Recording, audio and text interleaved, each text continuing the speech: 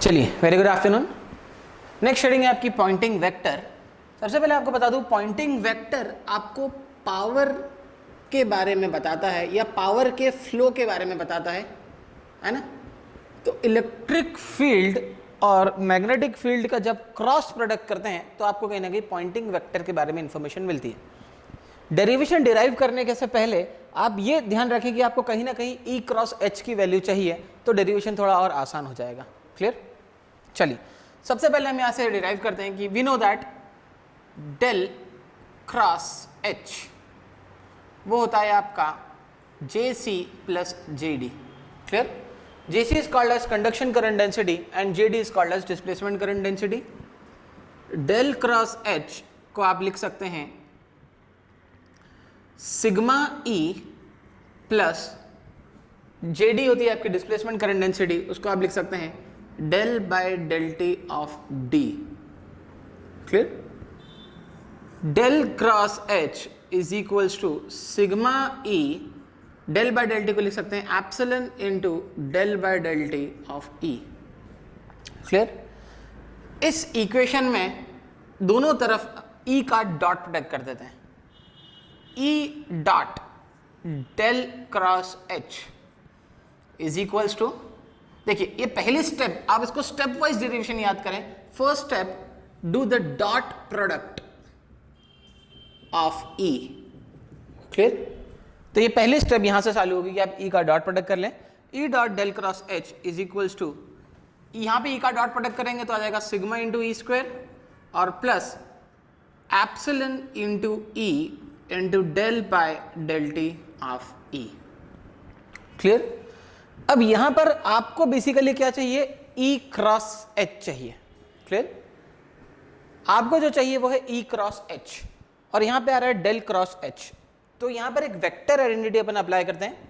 Vector identity कुछ ऐसी है, del dot E cross H is equal to, H पहले बाहर आएगा, H into del cross E minus फिर E बाहर आ जाएगा, E into del cross H। Clear? यहां से आपको E into del cross H की वैल्यू मिल जाएगी, ये रही E into del cross H की वैल्यू।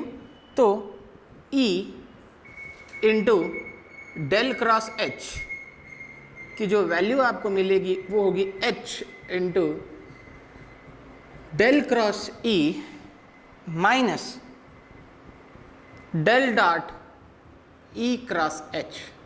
क्लियर? तो आप ये वैल्यू को यहां पर सब्स्टिट्यूट कर सकते हैं। चलिए मैं इस वैल्यू को लिख रहा हूं, H into del cross E minus del into E cross H is equals to sigma into E square plus epsilon E into del by del T of E। Clear? चलिए अगले स्टेप पे आते हैं। हम यहाँ पे H into del cross E अब आपको कैलकुलेट करना है। देखिए आपको चाहिए था E क्रॉस H, वो मिल गया। अब H into del cross E क्या है? चलिए इसको रिजॉल्व करते हैं। एक और स्टेप देखते हैं, क्या हमको डेल क्रॉस E के बारे में पता है क्या? शायद हाँ। डेल क्रॉस E होता है आपका माइनस का del by del T of B। Del cross E होता है आपका माइनस, B होता है म्यू 0H, म्यू बाहर into del by del T of H।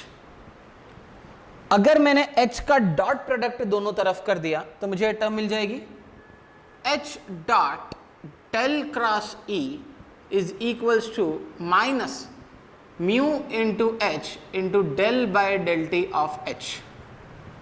Clear? चलिए H dot del cross E की वैल्यू को हम यहाँ पे H dot del cross E की वैल्यू की जगह पर सब्स्टिट्यूट करते हैं। क्लियर? चलिए यहाँ से हम स्टार्ट करते हैं वापस। तो जो H dot del cross E की जो वैल्यू है वो मिली minus of mu H into del by del T of H। Clear?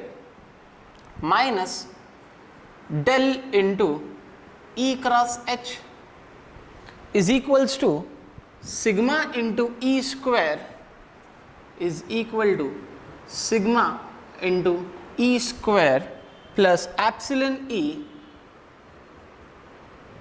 Into del by del T of E.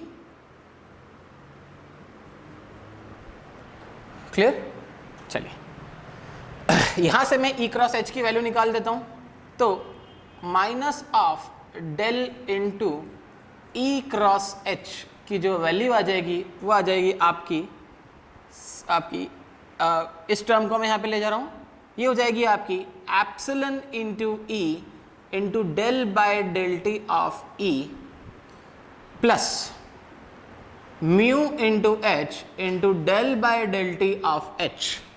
Clear? Plus sigma into E square. Clear? और ये negative sign हटा के अब मैं यहाँ पे पुट ऑन कर सकता हूँ। तो जैसे ही मैं नेगेटिव साइन यहाँ पे डालूंगा, ये टर्म नेगेटिव हो जाएगी, फर्स्ट वाली सारी टर्म्स नेगेटिव हो जाएगी। मैं इसको कुछ इस तरीके से लिखना चाह रहा हूँ, चलिए सारी टर्म्स को मैंने कर दिया नेगेटिव। क्लियर? अब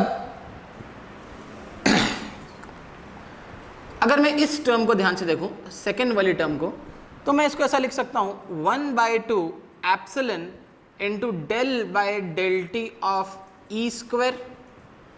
कैसे? अगर मैं इस टर्म को डिफरेंशिएट करूं, इस टर्म को अगर मैं डिफरेंशिएट करूं तो आएगा 1/2 एप्सिलन ऐसा कैसा ही, ई स्क्वायर का डिफरेंशिएशन हो जाएगा 2e into del by del T of e.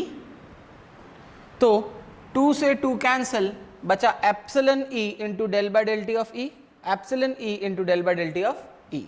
तो आप इसको लिख सकते हैं 1/2 epsilon into del by del T of E square. ये तो क्लियर है, पर ऐसा करा क्यों? ऐसा करा इसलिए क्योंकि आपको ये टर्म मिल रही है sigma into E square. According to Ohm's law this is the ohmic power loss. ये पावर लॉस है, तो आपको इसी को भी कहीं ना कहीं अगर ये पावर की कैटेगरी में आ जाए ये दोनों टर्म्स भी, तो ये पूरी की पूरी टर्म जो आपकी राइट हैंड साइड वाली इक्वेशन है ये पावर की हो जाएगी। अगर राइट हैंड साइड वाली पावर है तो left hand side must be total power. तो अगर आपको याद हो, एक डेरिवेशन हमने करा था इलेक्ट्रोस्टैटिक सिस्टम का, जहाँ पे हम पहले वाले चार्ज को लाए थे, फिर दूसरे वाले चार्ज को लाए थे, फिर तीसरे वाले चार्ज को लाए थे। वहाँ पर हमने वर्क डन या फिर टोटल पावर या टोटल एनर्जी निकाली थी in the system, energy density in the system. तो जो एनर्जी डेंसिटी निकाली थी वो आएगी 1/2 into epsilon into E square. इसको हमने बोला था electrostatic energy, the energy in electrostatic field. तो इस वजह से हम कुछ ऐसा करना चाह रहे हैं। अब देखिए टर्म आपको मिलेगी 1/2 epsilon E square, 1/2 into epsilon E square, कुछ डेल बाय डेल टी की टर्म आ रही है। ये डेल बाय डेल टी है जो रेट ऑफ चेंज है, देखते हैं हम आगे डेरिवेशन में पुट करके। इस वजह से हमने इसको इस फॉर्मेट में लिखा है। क्लियर? चलिए अब मैं इस पूरी टर्म को, सेकेंड वाली टर्म को यहाँ पे लिख सकता हूँ क्योंकि मैं प्रूव कर चुका हूँ। ये हो जाएगा अब आपका 1/2 into epsilon into del by del T of E square, और इसको लिख सकते हैं आप 1/2 into mu into del by del T of H square. Clear? अब मैं दोनों तरफ वॉल्यूम इंटीग्रेशन करना चाह रहा हूँ, वॉल्यूम इंटीग्रेशन, और यहाँ पर भी लेना चाह रहा हूँ पूरे का वॉल्यूम इंटीग्रेशन। क्लियर? तो यहाँ पर हम डाइवर्जेंस थ्योरम को अप्लाई कर सकते हैं। डाइवर्जेंस थ्योरम के अकॉर्डिंग आता है आपका integration over a surface a dot D S is equals to integration over a volume del dot a into D V. Clear? जब मैंने दोनों तरफ वॉल्यूम इंटीग्रेशन परफॉर्म कर दिया है तो मैं लेफ्ट हैंड साइड पे डाइवर्जेंस थ्योरम अप्लाई कर सकता हूँ। डेल डॉट a, क्योंकि वॉल्यूम इंटीग्रेशन है तो बट ऑब्वियस यहाँ पर dv रहेगा ही, तो del dot a into D V को आप लिख सकते हैं a डॉट डी एस। तो मैं इसको लिख रहा हूँ इंटीग्रेशन ओवर सरफेस a की वैल्यू है e cross h dot D S is equals to minus integration over volume. जब वॉल्यूम पर इंटीग्रेट करेंगे तो इस रेट ऑफ चेंज को आप बाहर ले सकते हैं, तो minus del by del T of integration over volume 1/2 epsilon E square. Clear? Minus 1/2, चलिए यहाँ पर भी आप ऐसा कर सकते हैं, minus del by del T of integration over volume 1/2 mu into H square. Similarly आप यहाँ पे भी लिख सकते हैं माइनस का सिग्मा स्क्वायर ई का overall volume integration dv। This is the energy lost due to ohmic power, इसको आप बोलते हैं ohmic power losses.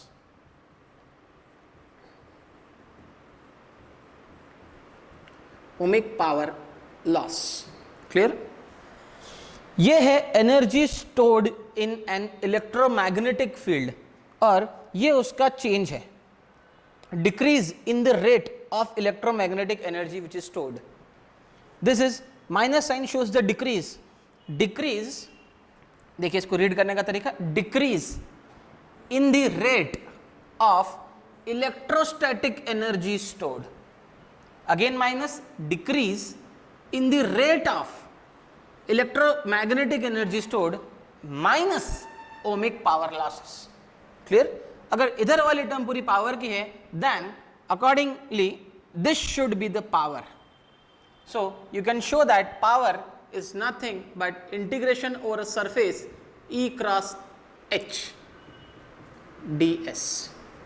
This is your pointing vector theorem, extremely important. Thank you.